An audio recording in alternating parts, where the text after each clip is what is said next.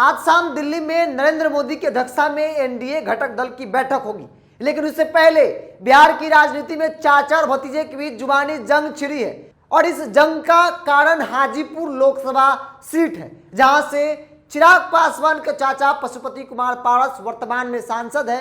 चिराग पासवान कल गृह मंत्री अमित शाह से मुलाकात करते हैं और उस मुलाकात के बाद राजनीतिक गलियारों में चर्चा हो जाती है कि चिराग अब एनडीए में आ गए हैं। हालांकि देर शाम जेपी नड्डा की तरफ से आधिकारिक तौर पे कह दिया जाता है कि चिराग जो है वो अब एनडीए के हो गए, यानी कि भाजपा के हो गए। तो ऐसे में उनका स्वागत किया गया, लेकिन आज प्रेस कॉन्फ्रेंस कर दिल्ली में चिराग पासवान ने स्पष्ट तौर पे कहा है कि मुलाकात काफी सकारात्मक रही है। हम सभी लोगों का मुख्य मकसद जो है वो 24 है। 24 में कैसे हम लोग एक बार फिर से केंद्र की सत्ता में आए और नरेंद्र मोदी द्वारा प्रधानमंत्री बने, इसको लेकर बातचीत हुई है। लेकिन चिराग पासवान ने विवाद को लेकर स्पष्ट तौर पे कहा है कि वो हाजीपुर से ही चुनाव लड़ेंगे, यह तय माना जा रहा है। हालांकि अब तक भाजपा की तरफ से नहीं कहा गया है कि हाजीपुर से कौन चुनाव लड़ेगा, क्योंकि इस चुनाव में 10-11 महीनों का समय अभी बचा है। तो ऐसे में अभी जो है गोलबंदी का दौर चल रहा है कि कैसे अपने कुनबे को मजबूत किया जाए, और भाजपा भी अपने कुनबे को मजबूत करने में लगी है। और इसी कड़ी में आज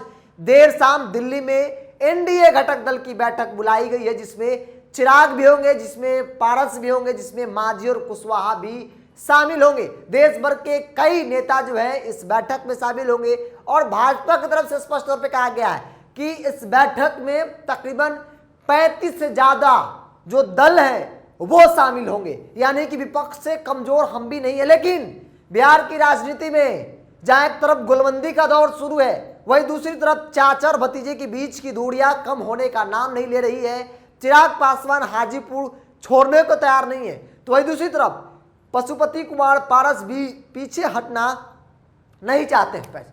तो वहीं दूसरी तरफ पशुपति कुमार पारस भी पीछे हटना नहीं चाहते हैं। पशुपति कुमार पारस ने जब हमारी उनसे बातचीत हुई तो उन्होंने स्पष्ट तौर पे कहा था कि गठबंधन का मतलब ही होता है कि सिटिंग सीट छोड़कर बातचीत की जाए, यानी जो उनके पास 5 सीटें हैं उसके साथ वो किसी भी हाल में कोई कॉम्प्रोमाइज नहीं कर सकते हैं। तो पशुपति कुमार पारस के तेवर भी काफी सख्त है भाजपा के प्रति। उन्होंने भी अपनी जो मन की बात है वो रख दिया और कहा कि उस सीट के साथ वो कोई कॉम्प्रोमाइज नहीं करेंगे जो ऑलरेडी उनके पास पहले से है। केंद्र में मंत्री है, हाजीपुर से सांसद है, और इसको लेकर उन्होंने साफ तौर पे कहा था कि जब 19 में लोकसभा चुनाव लड़ने की बारी आई तो उस वक्त हम मंत्री थे, बावजूद भी मेरे नेता जो उनके बड़े भाई थे रामविलास पासवान, उन्होंने स्पष्ट तौर पे कहा था कि चिराग पासवान उस लायक नहीं है। ऐसे में विरासत अगर कोई संभाल सकता है तो वो नाम पशुपति कुमार पारस है, और तब जाकर पशुपति कुमार पारस को हाजीपुर से मैदान में उतारा गया था। तो उन्होंने स्पष्ट किया था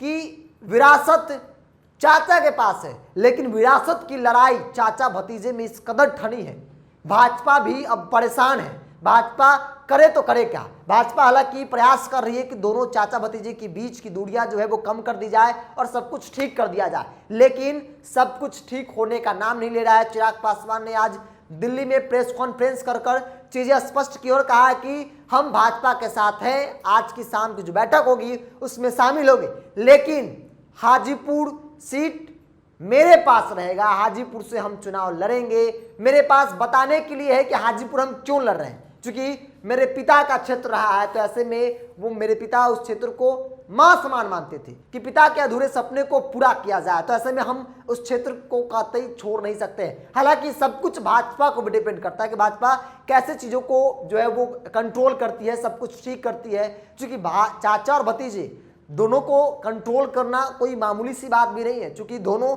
दिल पर बातें हैं और दिल की बातें जो है वो सब जगह ठीक नहीं होता है। तो इसलिए अब अमित शाह, बाकी जो बड़े नेता हैं, हालांकि बैठक का दौर शुरू हो चुका है, एनडीए के अंदर भी घटक दल की बैठक आज दिल्ली में होगी। उससे पहले चिराग पासवान ने प्रेस कॉन्फ्रेंस कर यह बता दिया है कि हम हाजीपुर लड़ेंगे और लड़ेंगे, किसी भी हाल में हाजीपुर के साथ कोई कंप्रोमाइज नहीं करने वाले। आप क्या सोचते हैं इस विषय को लेकर? अभी अपनी प्रतिक्रिया कमेंट बॉक्स में जरूर रखिए। अगर आप मेरे वीडियो को यूट्यूब पर देख रहे हैं तो चैनल को सब्सक्राइब कर लीजिए, फेसबुक पर देख रहे हैं पेज को लाइक कर लीजिए और फॉलो कर लीजिए।